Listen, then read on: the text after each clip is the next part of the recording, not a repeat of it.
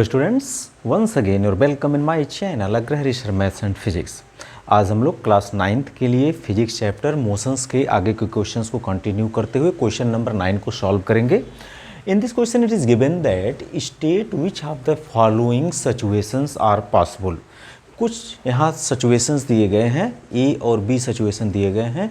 ये पूछा जा रहा है कि इसमें से कौन सा सिचुएशंस पॉसिबल होगा and given an example for each of these, और इसके लिए आप एक एग्जाम्पल दीजिए। In the first part it is given that an object with a constant acceleration but with zero velocity।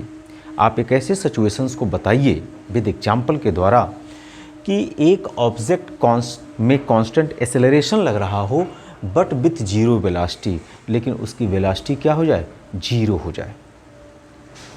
तो बेटा देखो, जब कोई ऑब्जेक्ट नीचे से ऊपर की तरफ फेंकी जाती है वर्टिकली अपवर्ड डायरेक्शंस में, तो इसकी वेलोसिटी धीरे धीरे डिक्रीज करती जाती है और टॉप पोजीशन पर उसकी वेलोसिटी, यहाँ पर u कुछ न कुछ दिया जाएगा, उस वेलोसिटी से ये ऑब्जेक्ट ऊपर की तरफ जाएगी, लेकिन इसकी वेलोसिटी में लगातार रिटार्डेशन होने के कारण डिक्रीज हो जाएगा। तो जब इसकी वेलोसिटी लगातार डिक्रीज होती जाएगी तो एक पोजीशन ऐसा आएगा जब इसकी वेलोसिटी हाईएस्ट पॉइंट पर, eight highest point the velocity is zero. Eight highest point the velocity of this object is zero. तो यहाँ पर कहा कि विद वेलोसिटी जीरो होना चाहिए। तो यह एक सिचुएशन बना जहाँ आप किसी भी ऑब्जेक्ट को जब अपवर्ड ऊपर की डायरेक्शन में भेजते हो तो वेलोसिटी जीरो होता है। But what is here accelerations? आप जानते हो कि अर्थ एक कांस्टेंट एक्सेलरेशंस किसी प्लेस पर लगाता है जिसकी वैल्यू g की वैल्यू 9.8 मीटर पर सेकेंड और ये कहीं कहीं 10 मीटर पर सेकेंड स्क्वायर के इक्वल होता है। लेकिन जिस पोजीशन पर, अर्थ के जिस पार्ट पर ये ऑब्जेक्ट ऊपर की तरफ फेंका जाएगा वहाँ एक फिक्स एक्सेलरेशंस लगेगा इसके मोशन के दौरान। तो ऑब्जेक्ट चाहे यहाँ हो, चाहे यहाँ हो, चाहे यहाँ हो, चाहे यहाँ हो, चाहे हाईएस्ट पॉइंट पर हो, वहाँ पर उस पर एक कांस्टेंट एक्सेलरेशन हमेशा वर्क करेगा जो g के इक्वल होगा और इसकी वैल्यू 9.8 या 10 मीटर पर सेकंड के आसपास होता है। So this is the only one conditions in which an object with constant accelerations and with zero velocity. Okay, now in the second part it is given that an object moving in a certain direction, एक object किसी certain directions में move कर रहा with acceleration, जिसमें acceleration है in the perpendicular directions.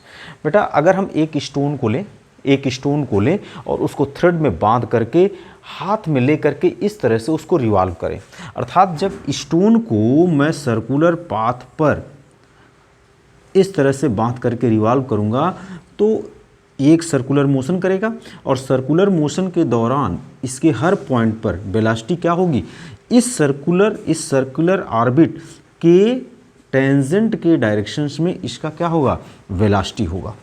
अगर ये object किसी समय यहाँ हो तो इस पर वेलोसिटी का डायरेक्शन इधर होगा, अगर ये ऑब्जेक्ट किसी समय यहाँ हो तो इस पर वेलोसिटी का डायरेक्शन इधर होगा, और अगर ये ऑब्जेक्ट किसी समय यहाँ पर हो तो इस पर वेलोसिटी का डायरेक्शन इस डायरेक्शन में होगा। This direction shows the tangential positions of the object. Now in which direction acceleration act? तो बेटा इस वेलोसिटी के डायरेक्शन के परपेंडिकुलर डायरेक्शंस में जो सेंटर की तरफ कॉन्सेंट्रेट होता है उस डायरेक्शंस में एक्सेलरेशन वर्क करता है, और ये एक्सेलरेशंस क्या होता है, हमेशा कांस्टेंट होगा। क्यों? क्योंकि आपने कह रखा है कि an object is moving with a certain direction with acceleration in perpendicular directions. तो ये एक सिचुएशंस यही यहाँ बनता है कि जब कोई ऑब्जेक्ट सर्कुलर मोशन में रिवॉल्व करता है तो वहाँ पर एक्सेलरेशन सेंटर की तरफ वर्क करता है और उसकी वेलोसिटी इस सर्कुलर पाथ के टेंजेंट के डायरेक्शंस में वर्क करती है।